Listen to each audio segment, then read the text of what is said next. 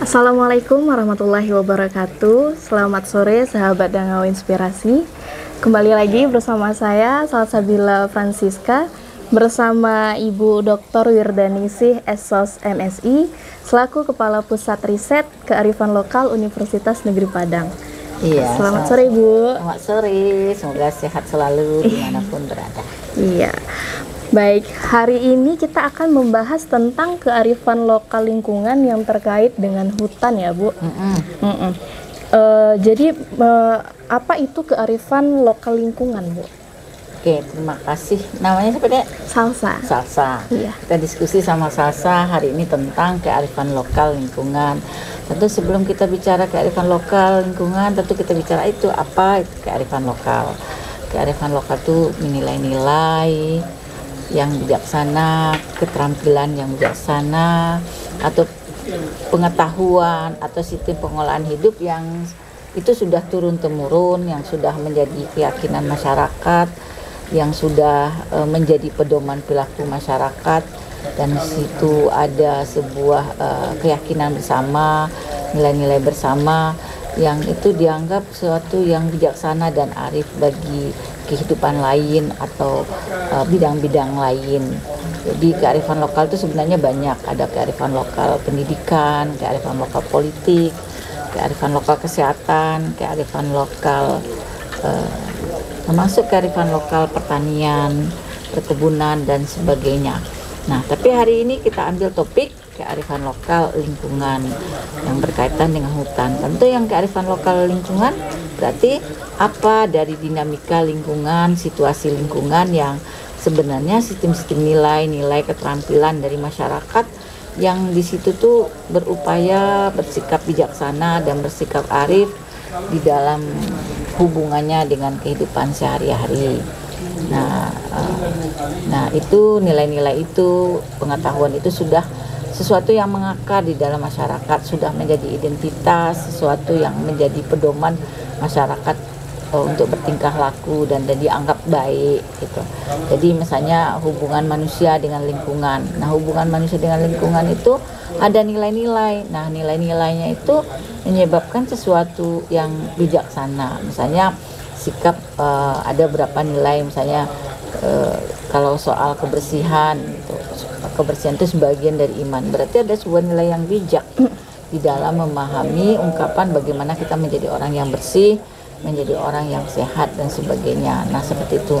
Nah, yang kearifan lokal itu nilai-nilainya masyarakat, tidak nilai-nilai individu. Nilai-nilai yang sudah mengakar, sudah lama, Yang sudah diyakini berarti sudah ya Bu. yakin kebenaran dan sesuatu aturan adat lah, aturan kalau ini aturan adat yang sebenarnya sikap bijaksana di dalam upaya hubungan baik manusia dengan lingkungan. Kalau intisarinya banget adalah bahwa nilai-nilai itu membuat sebuah kelestarian lingkungan atau membuat sebuah kebertahanan hidup orang atau membuat sebuah ketahanan pangan menjadi bagi masyarakat gitu. Jadi nilai-nilai keterampilan itulah yang pengetahuan itulah yang disebut dengan kearifan lokal, termasuk bagaimana manusia memiliki sistem pengelolaan antara manusia dan lingkungan.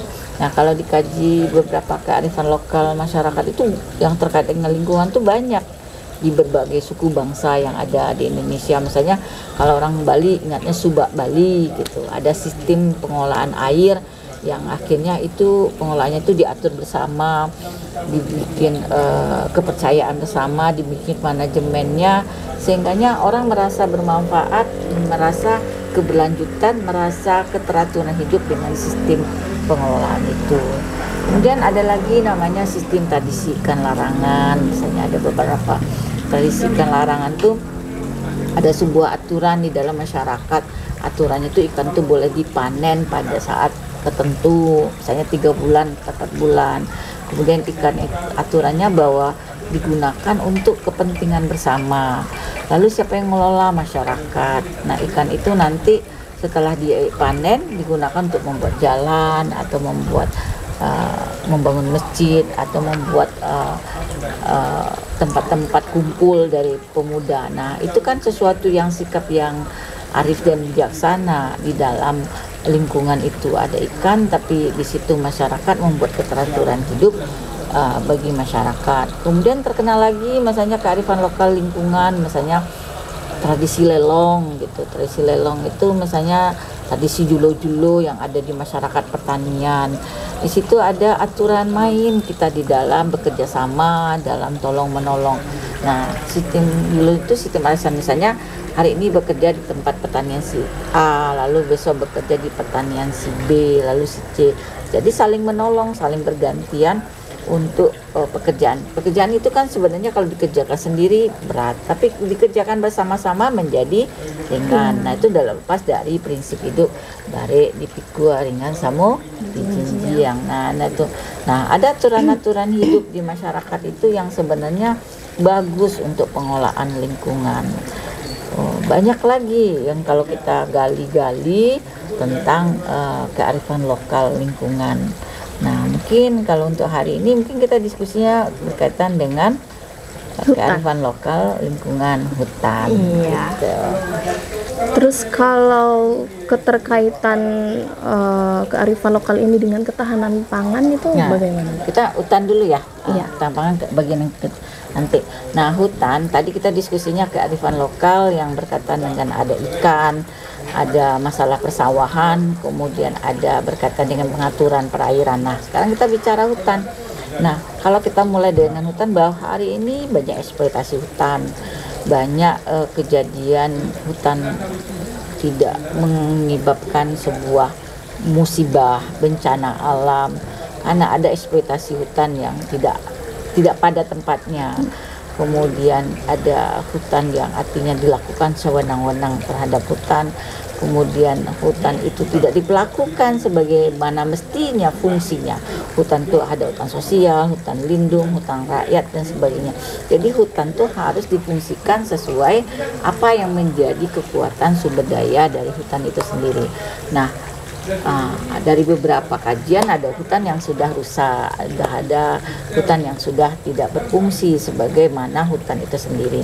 Tapi di balik itu kita menemukan juga di beberapa daerah ada hutan yang sebenarnya diasumsikan gitu lestarinya itu kenapa gitu. Nah, lestarinya itu di beberapa kajian itu nggak lepas dari kearifan lokal dari masyarakat itu sendiri dalam memahami lingkungan. Jadi kayaknya seperti salah satu contohnya masyarakat Baduy gitu. Masyarakat Baduy, hutan Baduy itu adalah hutan yang terawat, hutan yang terjaga, hutan yang tidak terjadi eksploitasi.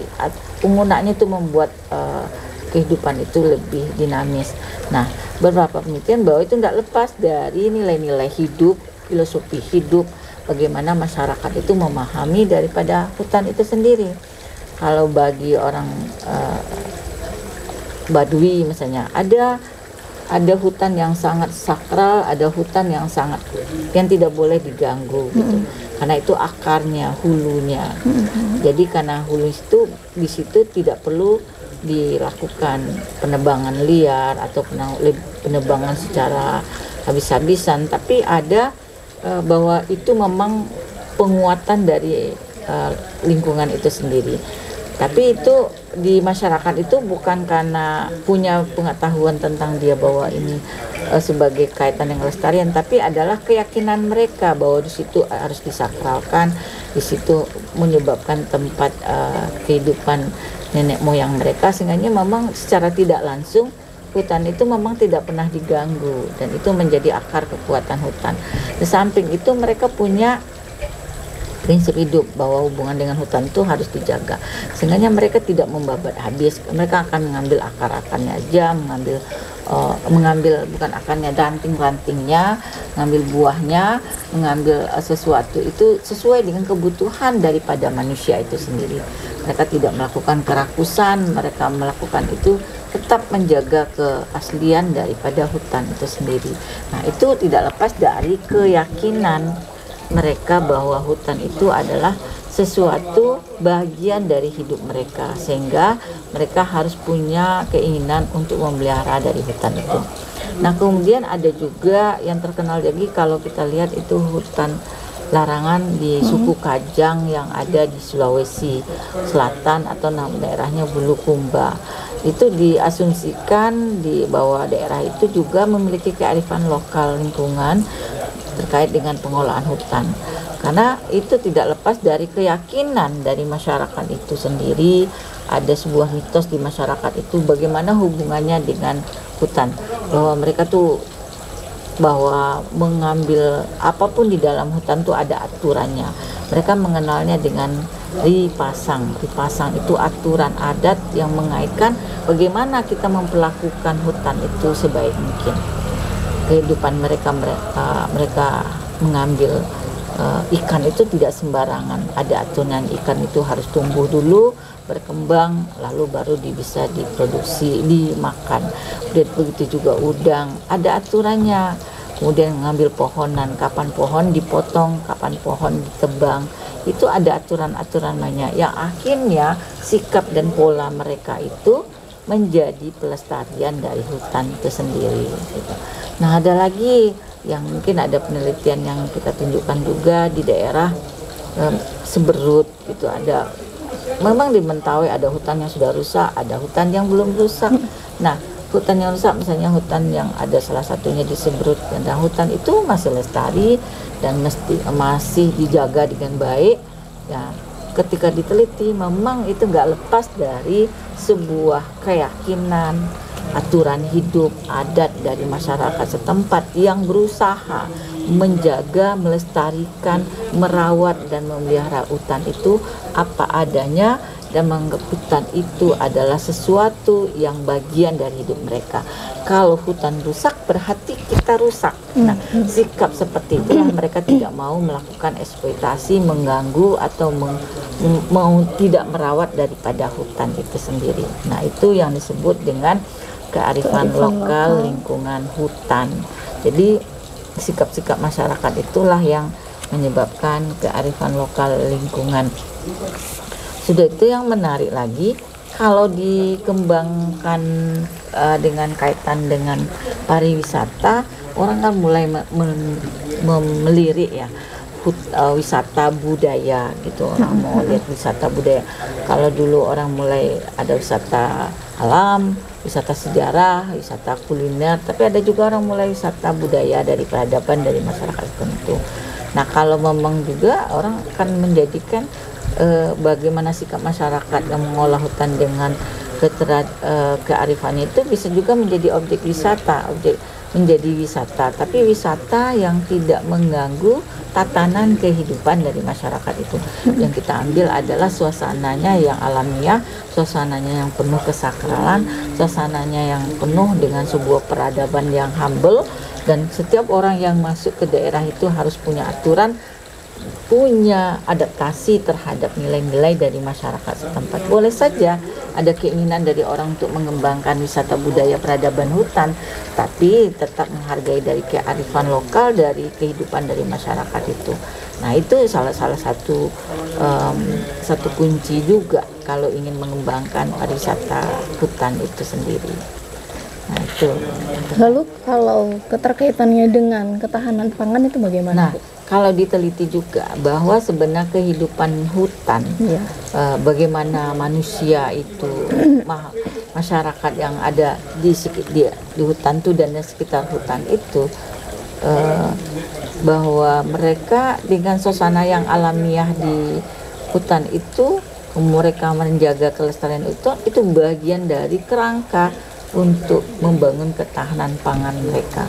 Mereka tidak ingin fungsi-fungsi pemenuhan kebutuhan yang ada di hutan itu rusak, tapi mereka tetap menjaga sehingga mereka bisa memenuhi kebutuhan, bisa bertahan hidup, bisa memenuhi kebutuhan tidak hanya diri tapi kebutuhan orang banyak di hutan itu sendiri. Jadi kalau kita mau, jangan lakukanlah eksploitasi ke hutan, jangan lakukan penggunaan hutan yang tidak sesuai dengan fungsinya, karena kalau kita melakukan itu akan merusak tatanan kehidupan suatu masyarakat yang di setempat itu yang berkaitan dengan ketahanan pangan mereka.